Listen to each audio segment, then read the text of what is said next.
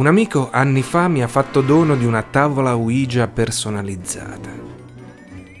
Ma c'è una cosa strana. La mia tavola deve essere difettosa perché quando la uso e la planchette comincia a muoversi, tra tutti gli spiriti defunti che mi contattano non c'è traccia di principi, grandi eroi o personaggi illustri. Si palesano solo spiriti di gente mezza matta, assurda, le anime di persone eccezionali ma spesso dimenticate o emarginate. Vediamo chi mi contatterà oggi. Tu che vaghi nelle tenebre opache del limbo, qual è il tuo nome?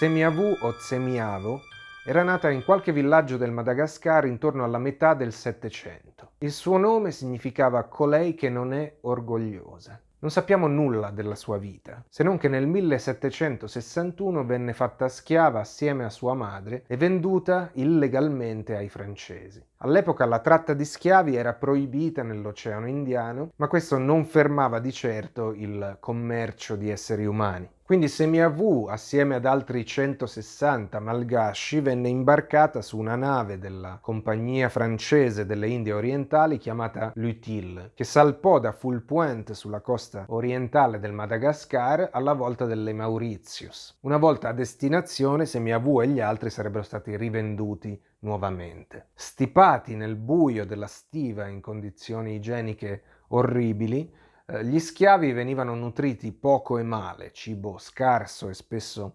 avariato e mezzo bicchiere d'acqua al giorno. Ogni sera le porte della stiva venivano inchiodate con delle assi per paura di una rivolta. Nella notte tra il 31 luglio e il 1 agosto del 1761 un boato tremendo scosse la nave e l'acqua cominciò a entrare da tutte le parti. L'Utile si era incagliata su una barriera corallina. Dopo circa un'ora la chiglia si spezzò e la grande nave colò a picco. Lo scrittore di bordo, un certo Hilario Dubuisson de Kerodic, raccontò così il naufragio. Gli orrori di una morte prossima e violenta, causata dalle onde più terribili, le scosse più spaventose e continue, i rollii più grandi e vivi hanno gettato tutti nel terrore.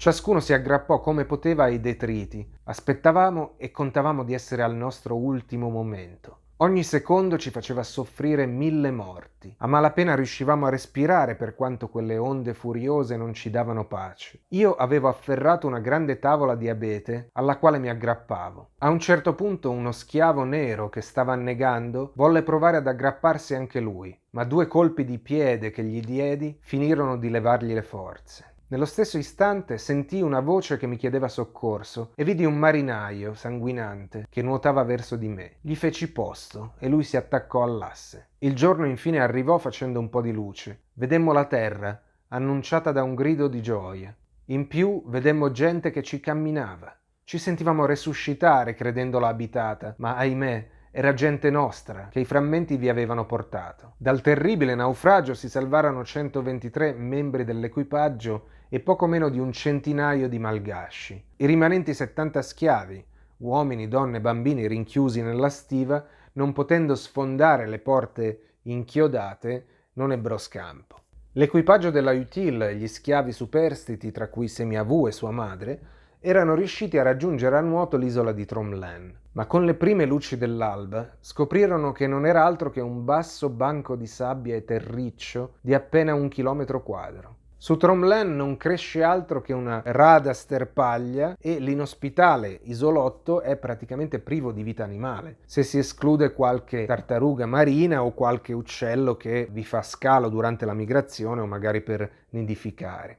Marinai e schiavi, costretti a collaborare alla pari per sopravvivere, cominciarono a darsi da fare per cercare cibo, acqua e il modo per accendere un fuoco. Nel giro di un mese riuscirono a costruire una scialuppa che con un po' di fortuna avrebbe permesso loro di raggiungere nuovamente la costa del Madagascar. L'unico problema era che sulla barca c'era posto soltanto per poche persone. Così furono gli schiavi a essere abbandonati sull'isola, mentre i marinai prendevano il largo dopo aver promesso che avrebbero mandato dei soccorsi appena possibile, promessa che purtroppo non venne mai mantenuta. I malgasci inizialmente attesero fiduciosi, ma il tempo passava e la nave che li avrebbe tratti in salvo non appariva all'orizzonte. Anche Semiavù probabilmente per i primi tempi sperò in un salvataggio. La situazione era grave perché, come molti dei suoi compagni di sventura, aveva sempre vissuto negli altopiani, lontano dal mare, e non aveva alcuna esperienza di pesca o di caccia.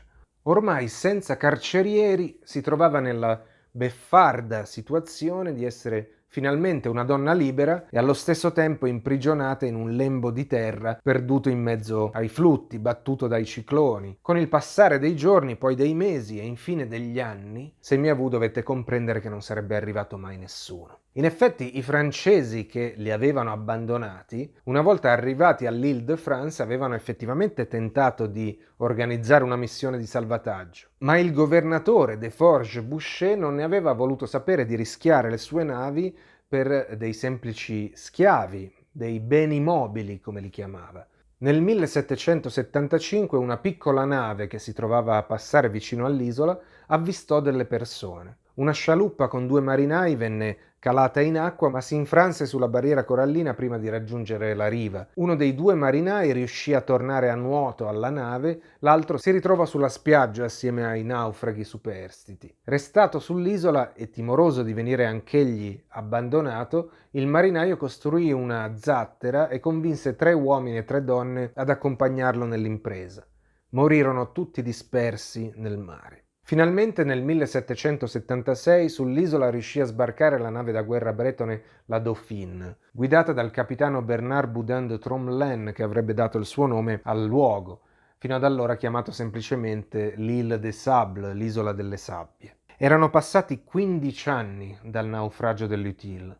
Delle 60 persone abbandonate sull'isola erano rimaste solo 7 donne. Tra di loro c'erano anche Semiavù e sua madre, stremate ma vive. Durante l'interminabile attesa, gli schiavi avevano costruito dei ripari, aggiustato oggetti in rame recuperati dal relitto dell'Utile, nutrendosi dei pochi animali che erano riusciti a cacciare e lottando con tutte le loro forze per non perdere la speranza di vita. La sua speranza Semiavù la stringeva tra le braccia.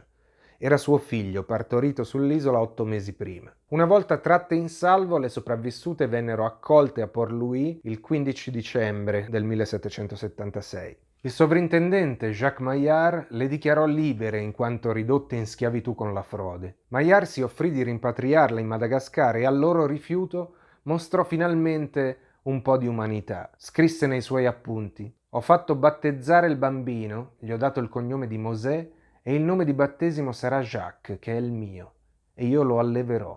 La loro sorte mi ha così tanto preoccupato che ho offerto a questa madre, a sua figlia e al bambino asilo nella mia propria casa. Loro l'hanno accettato con gioia ed è grande anche la mia di far guarire tutti e 3 e renderli felici».